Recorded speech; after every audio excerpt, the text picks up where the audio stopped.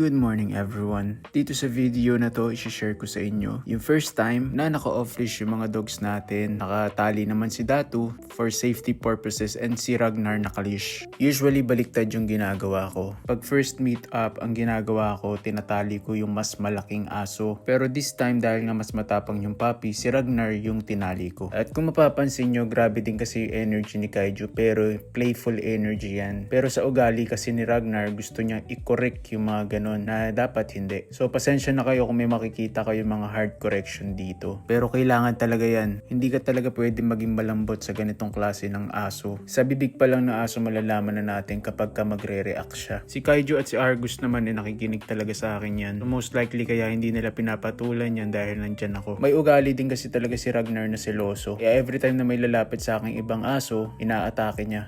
At syempre, yun yung dapat natin tanggalin sa kanya. Especially kung sila Kaiju yan. Ito hinahayaan kong amuyin ni Kaiju si Ragnar. At dahil nga nakita ko na nag-react si Ragnar, binigyan ulit natin siya ng correction. Disclaimer lang guys hindi ako dog trainer. At hindi rin ako expert. Pero dahil sa alam nga natin yung mga binibili natin linyada, at medyo may experience na rin tayo sa pag-aalaga ng malaking aso, medyo mas madali na natin naiintindihan yung kanilang mga body language. Dito expected ko na magre-react si Ragnar. Medyo reactive talaga siya pagdating sa ibang aso, pero pagdating naman sa ibang tao ay kaya niya pa rin i-tolerate.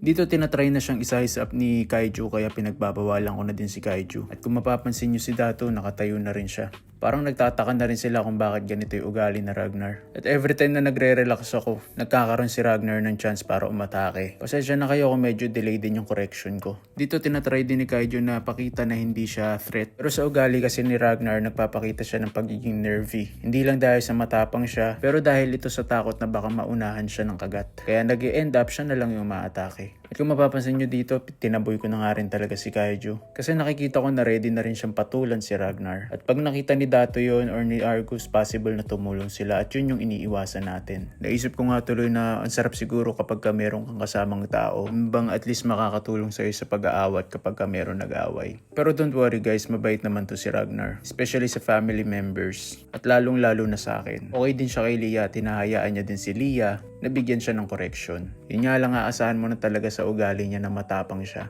Dahil ayun talaga yung purpose ng breeding program na pinagbilan natin. Meron nga pala mga working lines ng Volkadov na medyo mas mabait naman sa ibang dogs. Pero ayun, tatanungin ko kayo, tingin nyo ba mapapabait pa natin to? Dahil sigurado ako na ang daming adjustments na gagawin natin dito. Ayun guys, maraming salamat sa panonood ng videos ko. God bless.